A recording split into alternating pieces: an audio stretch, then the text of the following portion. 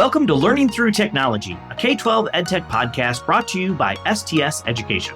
We strive to be the bridge that connects communities of educators so that they can fulfill the promise of learning through technology.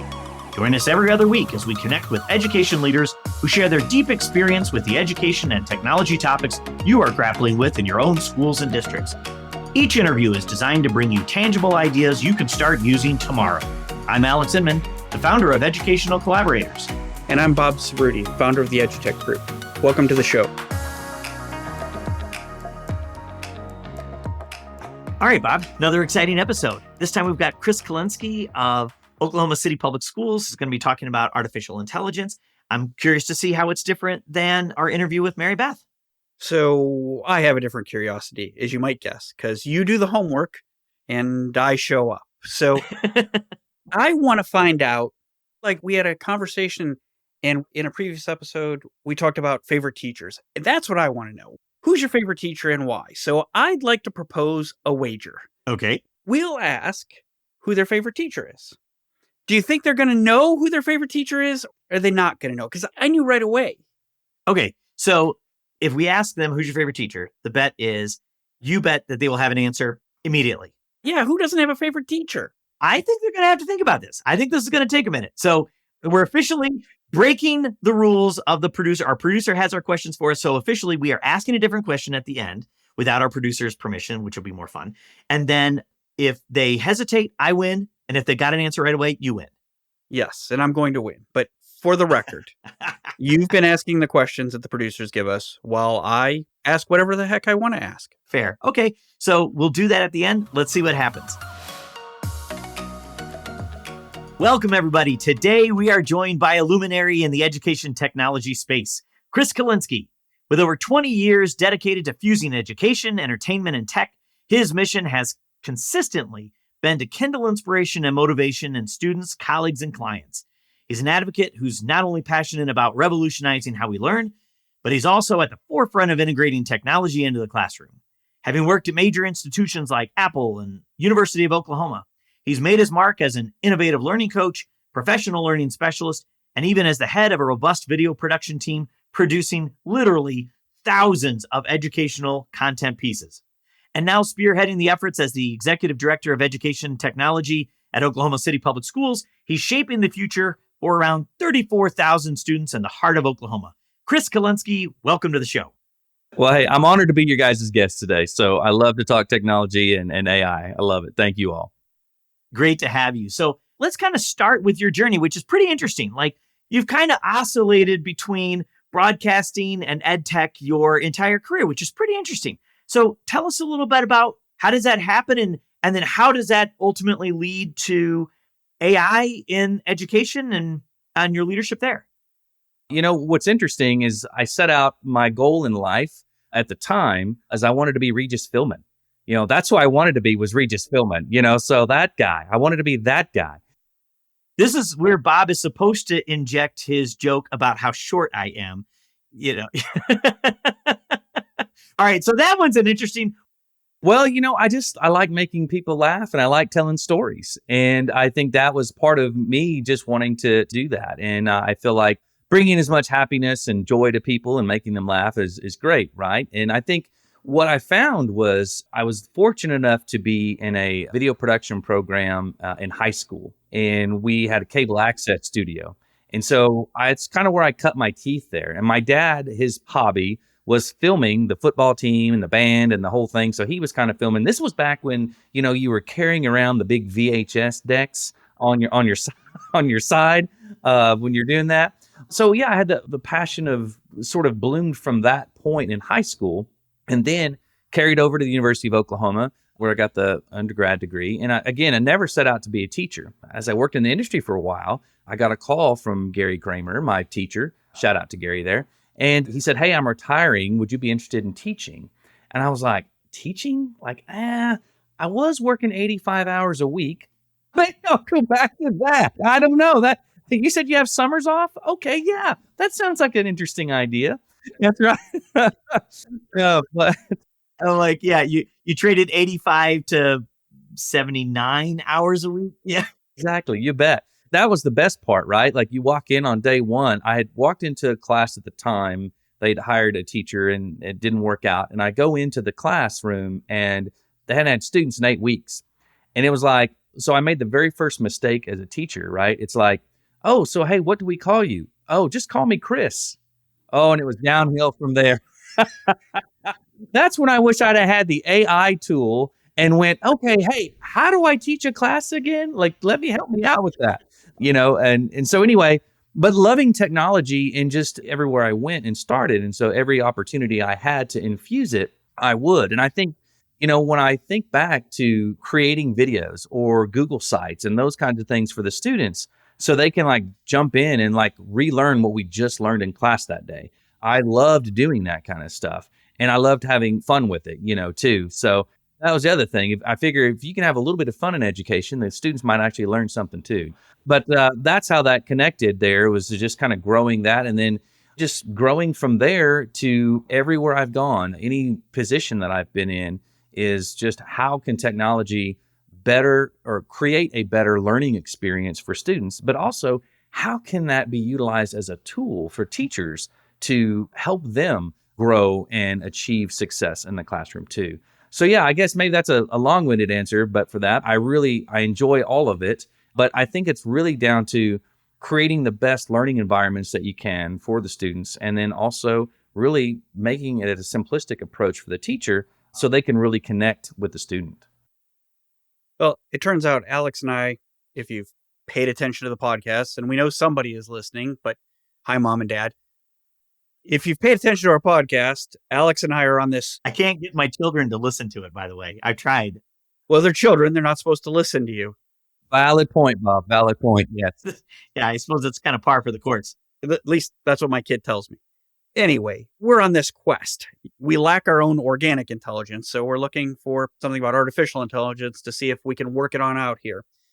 But so something you said that was very interesting in there. We've talked to people both on our podcast and at conferences about AI in the classroom, and they always talk about the students, but they don't talk about the staff and the administrators. So you've had a wealth of knowledge or experiences. What do you see for teachers, administrators, and what do you see for students that makes it so important that we figure out AI now in the classroom? Oh man, absolutely. That's a great question. I think it's funny because I really feel it's important to understand how to utilize a tool. So let me take a quick step back. A lot of teachers will say, or a lot of administrators even as well, like, oh my gosh, we have one more law to follow. We have one more thing that's put on our plate, and it just continues to grow. And your plate, as you look at it, it looks like you just went to the digital buffet, right? You had all this stuff on the plate and you can't get it off. So how do we fix that problem? What does that look like? And so with artificial intelligence and AI, I think there's a really great opportunity here in understanding how to use the tool. I think you hit it, Bob, because if you don't understand how to use that tool, there's no way that you're going to be able to utilize it effectively, obviously, first and foremost. But then how do you get that communicated to your students as well to understand how to use that tool and how they're going to grow with it? I think when I think about pre-service teachers and teachers who are about to enter the teaching field, and also emergency certified teachers, they literally, like me, as an alternatively certified teacher, when I walked in, I didn't know the first thing about classroom management. I didn't know the first thing about creating a lesson plan. But what you do now, all of a sudden, you have a tool that you could say, okay, I need to teach this and I need a lesson plan for XYZ. So understanding how to utilize that tool can really help them save time and actually, make them not sweat so much. And I'll tell you this, I went and I did a lesson just this last week for a professional learning session in one of the middle schools.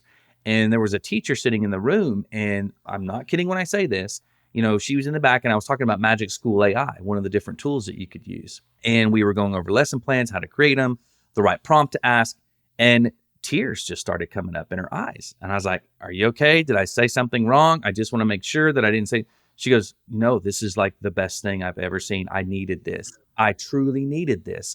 And so at that point, you're like, okay, we're doing something right here by just understanding how to use that technology. But I think also, too, you get the like, oh, gosh, is this the Terminator? You know what I mean? Like everyone wants to know if Skynet is here. And you say, no, like, let's time out for just a minute. Like, how did you guys get here?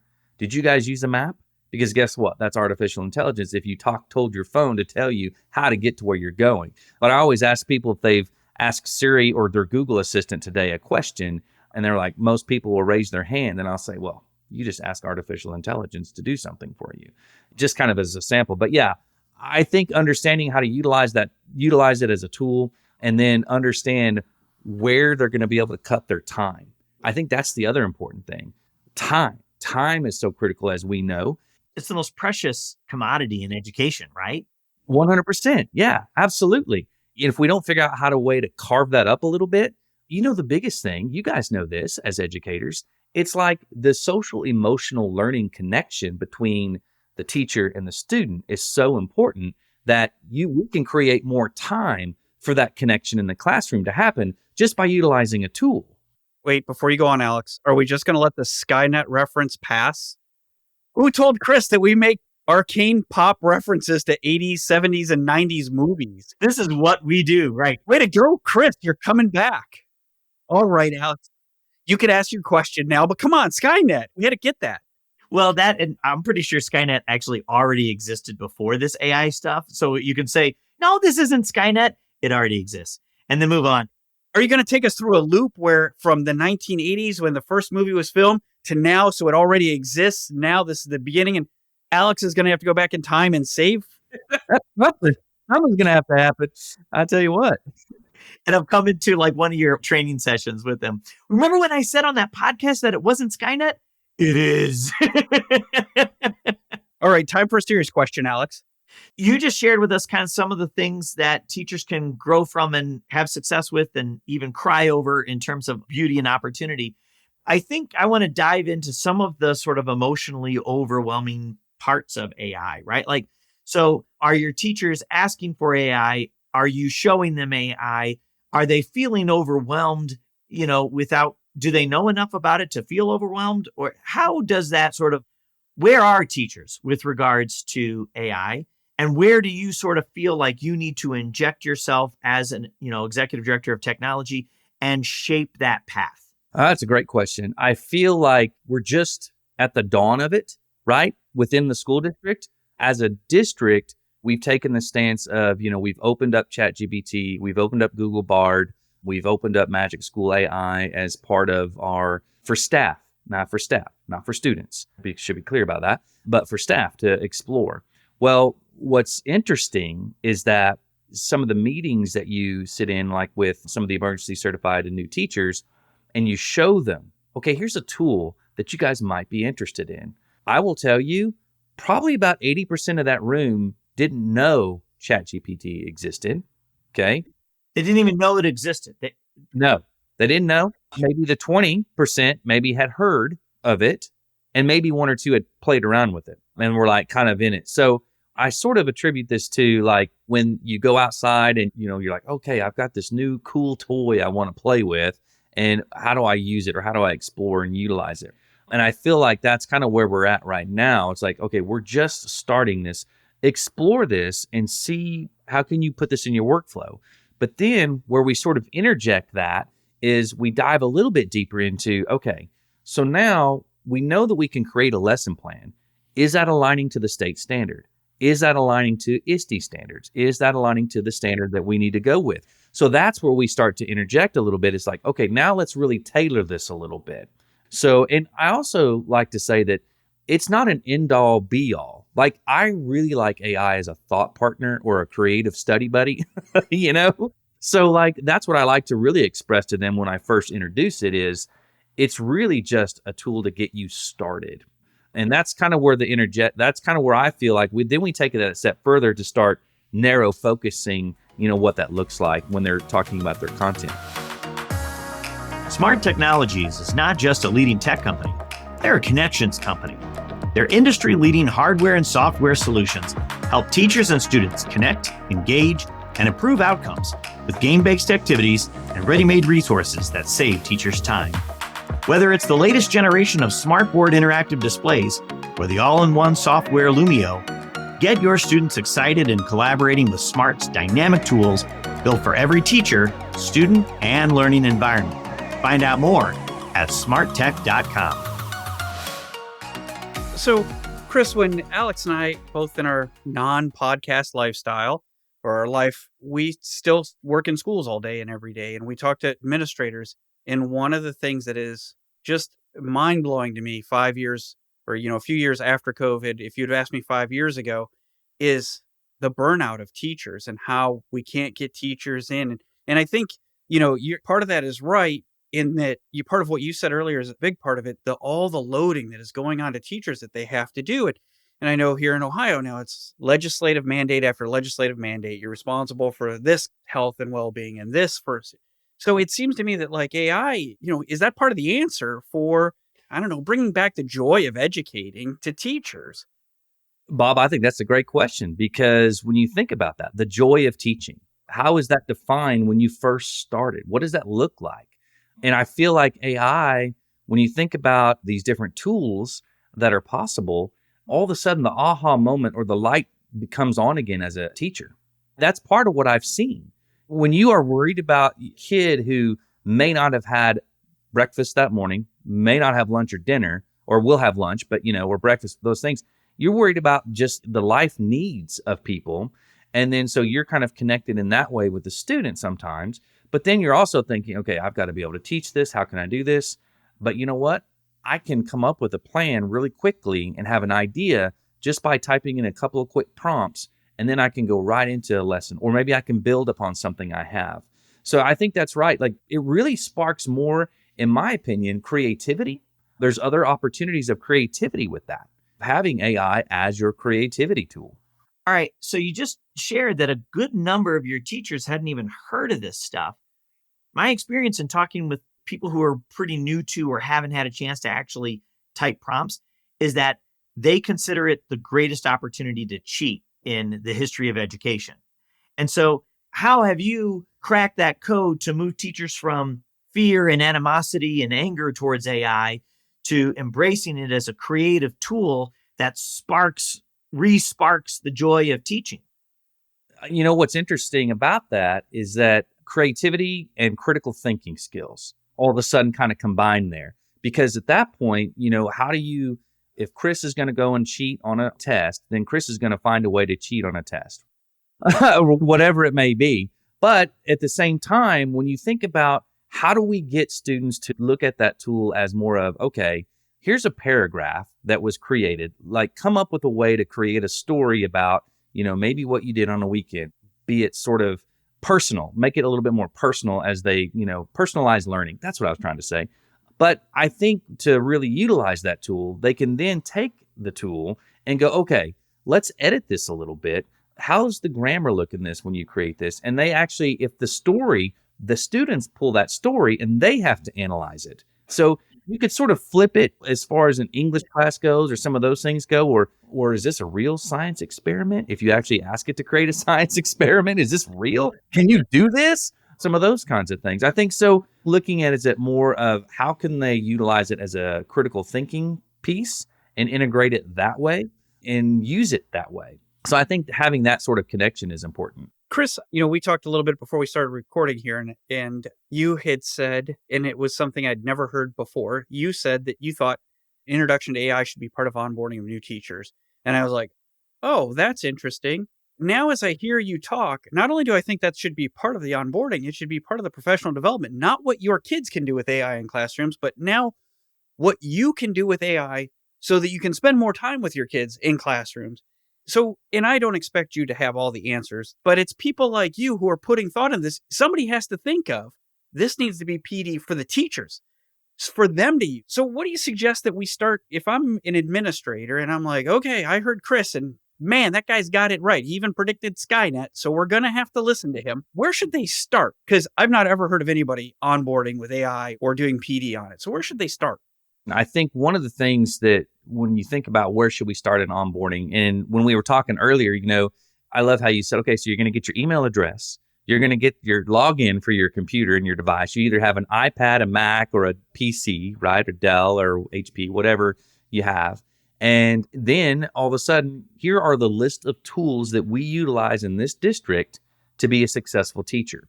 So the district, I feel like, needs to define, here are the tools. So you have your hardware, and what software does that look like? But I think one of the different pieces of software has to be an AI tool. And when you think about that, I think it talks about all the emergency certified teachers that we've hired in the district this year. As a ballpark, do you have a sense of what percentage of emergency certifications you have? Let's see, don't quote me on that. Let's see. I would say, as I'm doing a Jeopardy theme song in my brain here for just a minute. I'll take random facts for 200. All right, here we go, Bob. So yeah, I would say we probably hired around 400 this year out of our about 3,500 staff members. Is that about right? Not an insignificant amount. Regardless of the exact percentage, that's a significant. So there's a pretty significant piece there. But I feel like that's where we have to get them right up front. So when you're a new teacher, an emergency certified teacher, you're going to have continuing professional learning throughout the year. And I think not only do you start with it, but you continue to build with it throughout the year in that process. So if you can set them up with, okay, here's some lessons. We already have curriculum in place in Oklahoma City, right? Or any district, most likely they do. Sure. And so what they'll do is you could actually pull the curriculum, and you can even have different ideas created by AI, by the curriculum that's already created in your district. So you could create some other things and build some scaffold from that. The other thing that I think is really important is that you could actually just take the state standard off the website, put it in the AI tool, and say, I need a lesson with video production showing camera placement, and I need it to be themed with Superman. And the next thing you know, you're going to get the option. You got a lesson and you could have pictures and everything. So you said as part of that onboarding, they should learn like an AI tool. Now, I understand that your answer to this question will be obsolete in probably about 4 weeks, but what AI tool would you think would be sort of core to a new teacher sort of learning AI for their job? Well, I think there's 2 tools right now that I feel, maybe 3. I'm going to say there are 3 tools that they should utilize. But I think for sure the foundation should be ChatGPT, just because I feel like you can learn how to prompt it in the right way. And I think understanding how to create the right stem, the right prompt stem is important. So I think that allows that to happen. I think Magic School AI is another one that I've really been a part of and had a lot of opportunity to experience and showcase and play and work with our teachers with. And it's been great. It's really designed for that school environment. So it's really catered to that. I think you're going to get a lot from those 2 tools right away. I think Claude is another great tool as well that I know a lot of people utilize too. And I will say, from a creative aspect, let's go completely creative here for just a minute. If you haven't really checked out Adobe Express right now and what Adobe is doing, it is incredible. Firefly, incredible. Photoshop, if you can sit there and type in anything you want to dream and all of a sudden it becomes alive, you're like, what is happening? So kudos to Adobe right now, because I really feel like from the creative standpoint, they are locking and going, and it's looking great, from what they're doing. Educational Collaborators is one of the Adobe PD partners, National Adobe PD partners. So our team was just down at Adobe Max and came back and shared some of the amazing things that they're doing. Like, we were just talking about this morning, actually, where you can take your video. This is in Premiere, not in Express, but you can take a video clip like this, put it in there, and rewrite the words, and it will modify the video to say what you told it to say.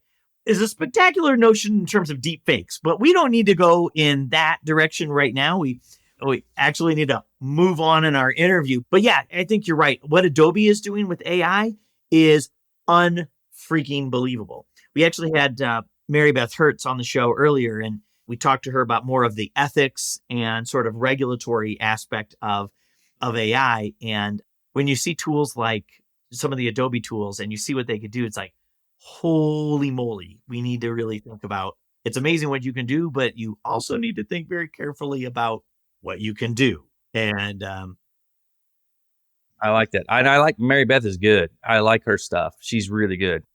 It's always good when our guests know one another. So that's great. No, Alex, speaking of our other guests, we're kind of known for knowing famous people, right? We had a professional viola player, former esports professional, and now we have the voice of the pride of Oklahoma.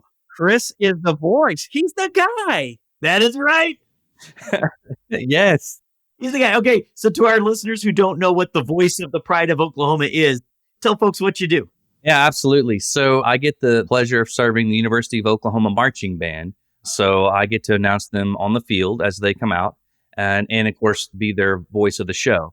So if there's introduce and talk about all the different things that are going to go on during the show, during the halftime performance, it's great because it's a fun opportunity because I get to travel with the big band. So wherever the big band, the entire band goes, yeah, they'll take me and we do different shows on location or whatever. So usually Like to other games or to just other like the other game. Yeah. okay. So I guess I didn't really realize that. So when you're the visiting team, you still get to announce the team.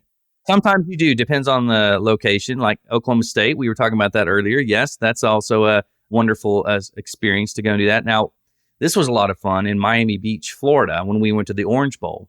We did the Beach Bash, the Capital One Beach Bash. And I'll never forget this moment because I thought, okay, well, I'm just going to go up and introduce the band, what we're going to play, and that's what we're supposed to do. And there's like thousands of people out here on the beach. It's at night, lights are everywhere. And so the producer comes to me and he says, hey, good luck. You're emceeing the next 45. Goodbye. And like hands me the mic and just go. And I was like, I'm sorry, did you say MC? Because I'm not, what? And he's like, yep, see ya. And he like pushes me out. It was kind of like one of those moments when you're like, am I really going out there? I guess I am. And so, yeah, you ever get caught in that situation, here's what you do. Here's the clue.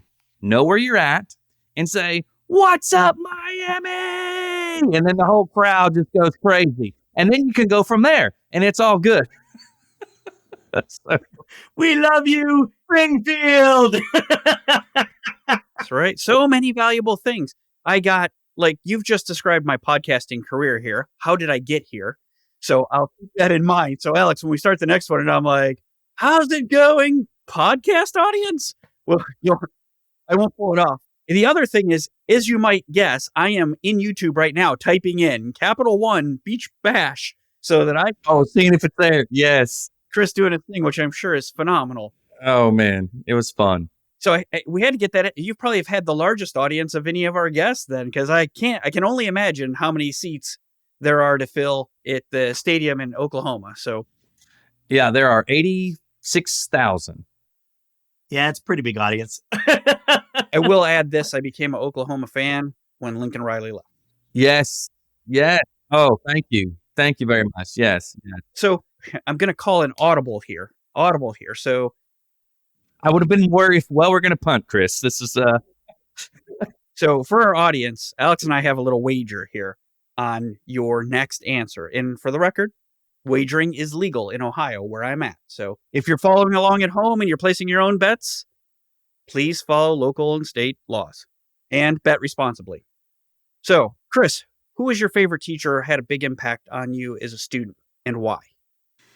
oh, man. Oh, no. No. I said everybody knows. And Alex said not everybody knows, Bob. Well, I can rattle off three right off the top of my head. Okay, maybe in Gary Kramer, who I mentioned earlier about the cable access studio. One of my history teachers, Mr. Hecox, was great. And then Dan O'Halloran, one of my science teachers. And then as I go forward and I think about those years of education, it was more about them lifting you up and motivating you to kind of just keep continuing on and following your passion, so encouraging you. So I may not have cared too much about history, but I did learn how much it cost to make a hamburger at the time at McDonald's. That was pretty funny. We talked about that in class. And then the experiment that we did in science, about dropping things off a building with eggs and those kinds of things and launching rockets. I think similar to those kind of experiences, I think those are the kind of things that we should be creating for students right now, right? With those engaging experiences and those classroom experiences. That's awesome. So we've talked about a few different tools. We've talked about some processes. One of the things we like to give our audience is asking you about your expertise about what are some resources that maybe our audience can go and look at to really help understand how to leverage AI well in the classroom. I think there are a lot of authors that you could really search Google and sort of follow. I think Mary Beth is one for sure, that you can follow. I think understanding, I really think people should take it a step further. So when you start thinking about the classroom, I think that's great. But It's very interesting if you want to take a deeper dive. If you've heard about the book with The Coming Wave, right? Have you heard about that? I haven't yet. No, go ahead. Yeah, The Coming Wave is a great book, and it's by Mustafa Suleiman. I probably mispronounced that with my Southern accent there, so I apologize, Mustafa. But he's the co-founder of DeepMind and Inflection AI. And so he was part of that group that was bought by Google with DeepMind. And so it's very interesting to kind of hear his perspective on artificial intelligence and kind of and I'm listening to the audiobook right now, or half of it. I read one part of it and I'm listening. I'm so fascinated by it. But it's really interesting. He's got some very valid points about how technology has grown and how we've been able to utilize it as a tool, but then also, can we contain it? And he's talking about how artificial intelligence right now, you look at, is it really possible to contain? Well, I don't know. Well, right now it's in everything we do. So it's part of our daily life. So anyway, but it's a really interesting read and listen if you like audiobooks as well. So, but I would definitely say explore those, like get on OpenAI's website and explore what they offer and what they're actually doing and sort of the different things. And Google as well. I think Google is another place, the Google Bard. So if you go to, the bard.google.com, and you can kind of dive into that and learn a little bit more about that. I would never hesitate to look up like edX or Coursera or some of those and take some courses in those and just learn a little bit more about how AI is and what it looks like. Excellent. Well, Chris, thanks so much for joining the show. Bob and I had a lot of fun. This has been awesome. Yeah, me too, guys. I'm honored. I'm so honored to be here, and I love talking to you guys. This has been great. So thank you so much. Absolutely. Holy cow, Bob. That was a ton of fun. It was, wasn't it? I mean, we could have gone on forever. Not that anybody would want to listen to us to go on forever, but I could have talked to Chris all night. That was awesome. Oh my gosh. So we actually did keep talking to him. So after we stopped recording the show, we must talk for about another half an hour. And Chris even gave us his announcer voice that he gives when the Pride of Oklahoma band joins the field. It was so much fun. And we've successfully recruited him to be the voice of learning through technology. So right. we're going to have something for him to do, but not too much because he'll take our jobs because he's really good at it. Oh, he was outstanding at it. So that was just a ton of fun. All right. So what sort of struck you the most in our conversation, aside from the fact that he was the voice of the Pride of Oklahoma marching band? So I love, in our role doing operational IT for schools, we're the people handing out that Google account or that Microsoft account, an Active Directory or Azure account. I love the idea of, here's your login for ChatGPT or OpenAI or Bard. Here's your login for that. Here's how you can use it. Especially, when he talked about how 400 teachers with alternate certification means they've not really got a lot of training in what they're doing and where to start. You use that whole thought partnership thing. That it's just a great place to get somebody started. Log in, type in a few things, see how this works, and then build out from there and then compare it to curriculum. I don't want to make it sound easy. Hopefully it lightens the load some, because we know we could use for lightening the load on our teachers. Absolutely. And then, Bob, I was glad that you brought up the sort of new teachers, right? And how valuable this can be for new teachers. I mean, I'm sad that we don't have waiting lists of teachers to get into schools, that right now there are so few teachers that we need to go to emergency certifications. But the fact that there are people who are willing to take on the role of teacher, I just think is amazing. And anything that we can do to support them is valuable. And I thought, yeah, AI is a wonderful tool to give you some of those example lessons, those, you can just run through, give me another example, and it just prepares you to give that sort of context to the lesson plan that came in the textbook that normally teachers have to spend years to get. Yeah. You know that there aren't enough administrators and staff to coach those 400 teachers there or in all of our schools. So something to bounce ideas off of. Yeah, as a thought partner. Well, that was great. Thanks so much, Bob. What a wonderful show. I'm looking forward to the next one. You and I both. Maybe we'll have a new announcer for the next one. We better. It'll be the only professional thing we have here. We'll take it. Learning Through Technology, a K-12 EdTech podcast, is brought to you by STS Education, a Pacific OneSource company. To learn more about how educators can leverage technology to drive successful educational outcomes, check us out at www.stsed.com. Connect with us by searching for Learning Through Technology in Apple Podcasts, Spotify, Google, or anywhere else podcasts are found. And click subscribe so you don't miss an episode. On behalf of the team at STS Education, thanks for joining us.